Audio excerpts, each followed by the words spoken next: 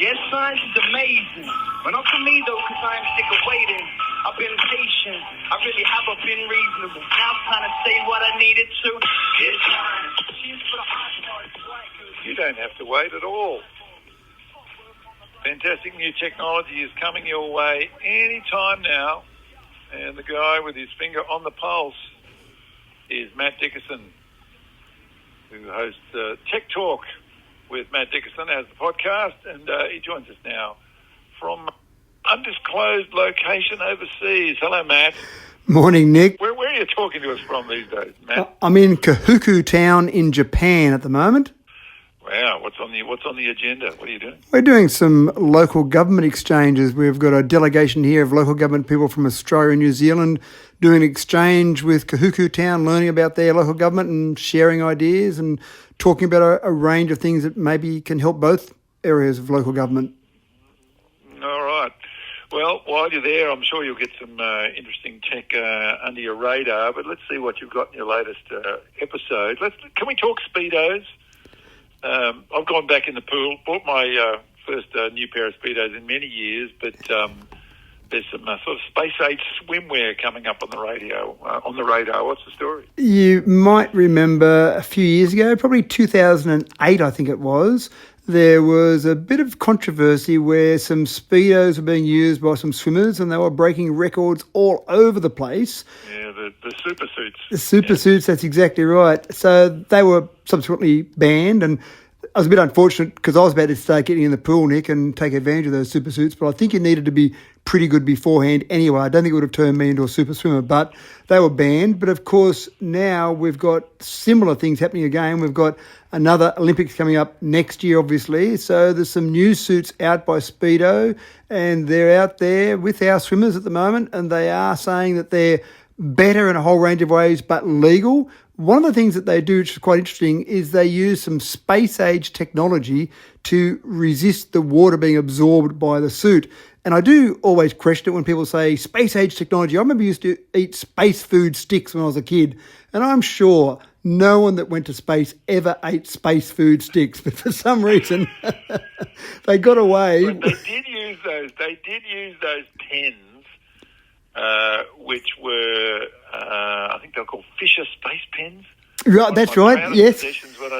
When I saved my money from Grace Brothers in Dubbo and bought a Fisher Space Pen so I could sit in bed and write upside down, which I still do today, but I just use propelling pencils these days. Yeah, that's right. The pencil does the same trick, doesn't it? But you're right, some things like that they did take from space, but I don't think space food sticks did. But for these swimsuits, definitely they use material that is used in space to resist water. So essentially when you're in the pool, it's almost as if you've got this little bubble around you that's not getting wet and not absorbing that water. You can imagine when the water gets absorbed by a swimsuit, that does tend to slow you down a little bit. So expect to see these in the pool next year.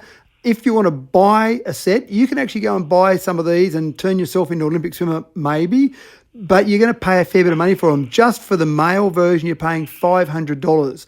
And there's not a lot of material in the male version. The female version's a bit dearer. You can imagine slightly more material on that.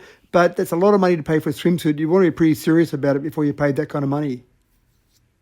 Yeah, fair enough. They're bound to make it illegal every time these things happen. You know, you can't wear the full suit anymore. You can only wear it from the waist to just above the knee if you're a man these days, I think. Yeah, that's right. And I think they've done the right thing this time around. They've said, let's go backwards. Let's actually get them legalised before we start using them in the Olympics rather than the other way around, which they did last time. All right. Here's another thing I'm always keen on, which is ancient languages, which to translate always seem a bit like cracking a code. Which we've seen. There's a bit of a story about artificial intelligence cracking the codes on some ancient languages as well. Yeah, that's exactly right. Now, you're right, it is cracking the code. And one of the things that's fascinating is we've got millions of pieces of old stones, old tablets that have got writing on them that obviously doesn't make sense if you just read it with a modern language, but we've been able to work out what some of those tablets say, what some of the language on them says. So why not throw that problem to AI? Surely AI can solve some of these problems and actually decipher some of these tablets. And of course, AI is fantastic at it, but they've gone a step further. They've actually taken some 3D images of these tablets and they've recreated them essentially as a 3D tablet, making them a little bit better than they were. Obviously, some of them are crumbling away at the edges. And so they've made them better. They've gotten AI to look at those, read them, learn from them. And then the plan is to go and expose a whole range of different old tablets, old artifacts to AI and say, please decipher what these mean.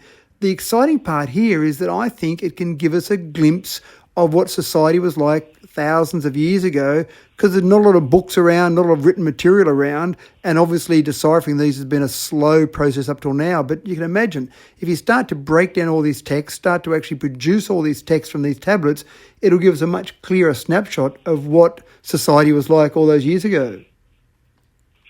Yeah, I remember reading a book by Simon Singh called The Code Book, and a lot of it related to ancient languages, and you needed to be just an absolute polymath and to take years to translate things like the Rosetta Stone to finally crack that, and Babylonian and cuneiform. But yeah, this could very well be something that you could speed up and we could just get into the learning about the societies rather than the drudge. That's right. To crack it. So they analysed about 2,000 cuneiform tablets, and that was enough information for it to be able to do pretty good optical character recognition and a whole range of other ones. So it's quite fascinating the way it's going to be used. And again, I think a really fascinating snapshot back of what society was like all those years ago. Matt Dickerson's with us from Tech Talk, the podcast. And finally, there's been a few issues with schools and some deep fakes. What's the story here? Yeah, this is pretty scary. There's a whole range of different trends. And it probably started off as maybe an innocent joke, and I put a question mark at the end of that because maybe it's not so innocent. A couple of friends at school found some deep fake site that would take some pornography and put someone else's head on it. So maybe a couple of mates were mucking around with that and they put someone's head on it and had a bit of a laugh and said, oh, look at this, you're now a porn star, good friend of mine. But then some people thought, well, gee, I could actually embarrass someone pretty well with this. So maybe someone they didn't like so much, they started creating these deep fakes from a porn perspective and then started spreading those around the school. And you can imagine saying to people, that's not really me. Well, it's too late. The images out there, the videos out there, the deep fakes are so good that people would see someone's head on there. And as far as they're concerned, they're convinced that there's that school student involved in pornography. And then it went a step further. Then some of the students thought... And you're in the terrible position, Matt, of having to prove it wasn't you. And that's the point, isn't it? Which is just an awful position to be in. It is. And imagine saying to someone, oh, that's not me, and sure it isn't. Sure thing, that isn't you. I saw the video. Right. How can you deny the video? It's obviously you. But then they went a step further and they've started taking pictures of their teachers, and typically female teachers, and then putting them into porn scenes. Now, you can imagine a video that a parent sees saying, I don't really want that teacher teaching my student. That's what this teacher does on a weekend. I don't want them influencing my children in the school. And of course, again, the teacher's in the same situation. That wasn't me. I don't do that on weekends. This is wrong. Well, how can you prove it wasn't you? It's a pretty hard thing to prove that wasn't you. The video, I've seen the video. How can you say it's not you? Well, this is going to be a real worry for, it'll be a worry for workplaces as well as for schools. Got no doubt about it. Matt, great to talk to you, mate. Thanks very much. Always my pleasure, Nick. Chat to you next week. Matt Dickerson talking to us from Japan this time. He's also the mayor of Dubbo, apart from his tech work. You and Nick Rheinberger, ABC Illawarra.